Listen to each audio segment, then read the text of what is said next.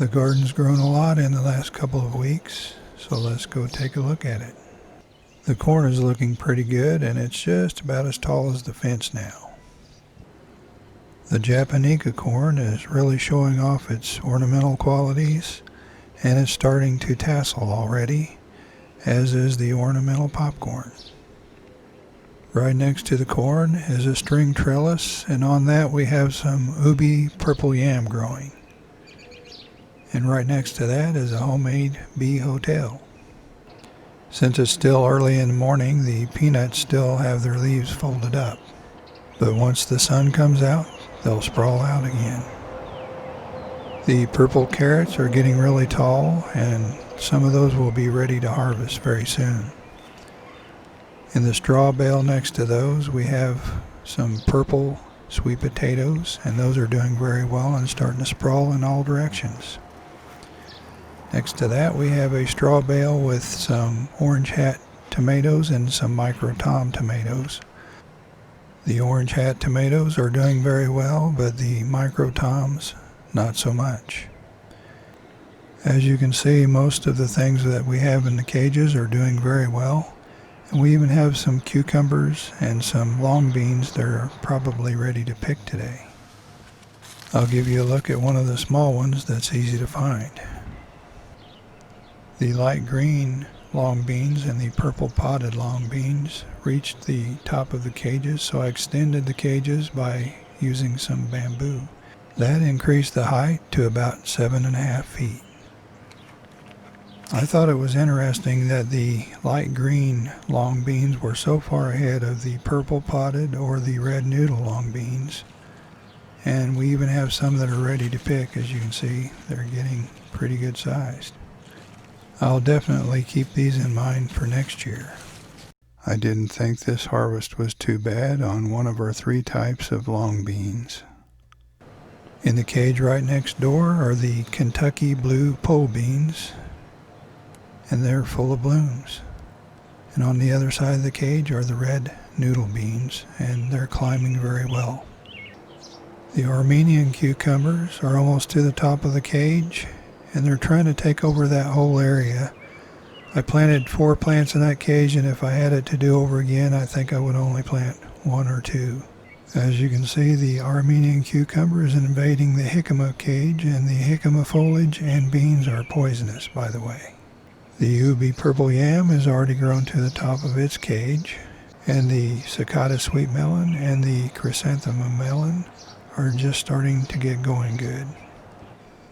The St. Valerie's carrots are looking pretty good, but they're just a hair behind the purple carrots in size. In the last straw bale, we have some red garnet sweet potatoes in front of the bale and in the bale.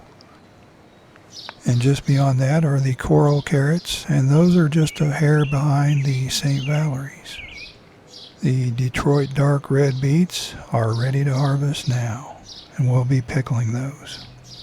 The beet harvest didn't take long at all. I accidentally harvested a couple of carrots while I was at it. And here's a look at them once they're all cleaned off and ready to cut the tops off and take inside and cook. We like to pickle our beets, and if you're interested in knowing the recipe that we use for our pickled beets, I did a video on that, and I'll put a link down below.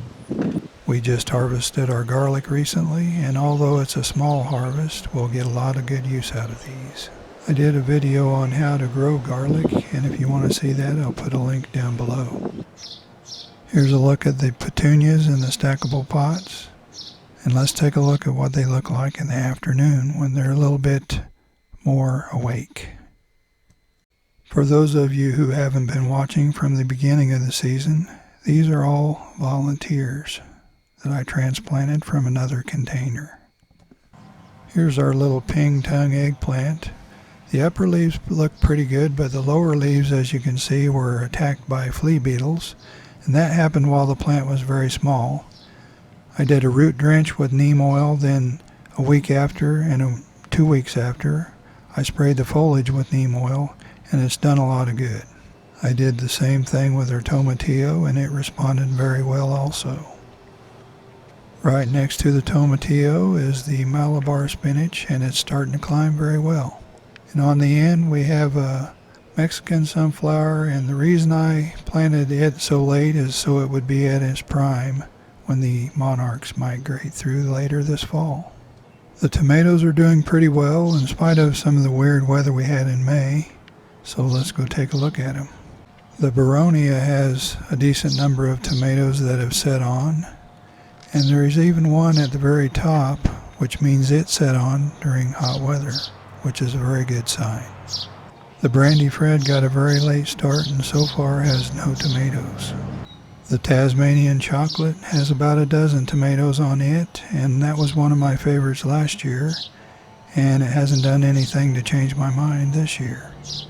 The Dwarf Firebird Sweet is one that you guys picked for me to grow, and it has about 6 or 8 tomatoes on it, and some of them are up in the top part of the plant.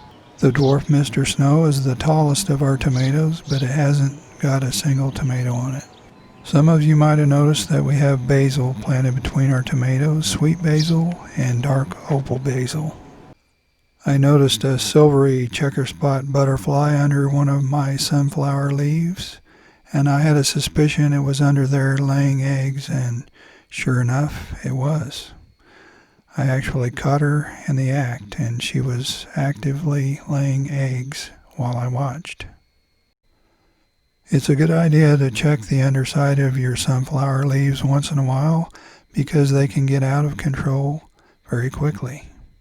And this is a look at the caterpillars from that same type of butterfly and what they do to a sunflower leaf. As you can see, they can do a lot of damage in a short amount of time. I have a Myanmar sweet potato in this 5-gallon container, and in the grow bag right next to it I planted what was left of my Japonica corn, and I'm going to be thinning that out to just a few plants as soon as I can see which ones look the best. In the next grow bag I have some project peppers that are F3 hybrids, crossed between a sweet pepper and a hot pepper, and the sweet pepper was an Oda, which is a purple pepper. In this grow bag I have New Mex Easter in the front, Explosive Ember in the back, and Purple Flash in the middle. In this first container is one that I'm really liking so far. It's called Jigsaw, and the foliage is pretty ornamental. Then we have Puma in this container, then Apocalypse Scorpion, then behind it Death Spiral. And next to it we have 7-pot Chocolate and then 7-pot Yellow. Then behind those we have some Ginger in a container, and then we have some Swiss Chard. The recent rains did the bananas a lot of good, and the Musabastu is getting pretty tall now. And the Musa Velutina is way ahead of where it was last year, and I'm hoping it produces bananas sooner this year. The Dwarf Orinoco is way behind the other two, but it's brand new this year, so I'm hoping for better things next year. This time of summer is when the peppers really start to shine, but I feel like ours are a little behind where they should be. That plant right in the middle of the screen there is a radish that has gone to seed, and the seed pods are edible. Here's a look at some radish seed pods that I picked, and all of these came off of one plant. You can use them pretty much like you use a sugar snap pea. Now I discard the largest ones that have already started to produce seeds, and I just eat the smaller, crispy ones. Just behind where the radish is, I put up a string trellis, and I have cucumbers climbing on that now. The Sugar Rush Peach is the first pepper to have peppers on it this year, and there's a look at some of those seed pods while they were on the radish. The first sunflower to bloom this year is a variety called Bohemian Rhapsody, and it's a pollenless variety and only gets to about 5 feet tall. Right next to it is a Volunteer that has multiple flower heads at the top, and it has little flower heads forming at every place where the leaf meets the stem. I planted some sweet potatoes all the way around our storm shelter, and I'm expecting a very good harvest from those this fall. Here's a quick look at our variegated Rose of Sharon bush, and when it blooms it has double pink flowers. We're already starting to get a few red blackberries, so it won't be long. The zinnias are finally starting to bloom. I'm happy with what I'm seeing so far, and we've already seen a couple of monarch butterflies on them and a couple of other smaller butterflies. This is a type of flower that my grandmother grew, and she called it spider flower. The watermelons are starting to grow a little faster now, and I've noticed that we do have some female flowers, so it won't be long. In case anyone was wondering about the flowers in the toilet, here they are.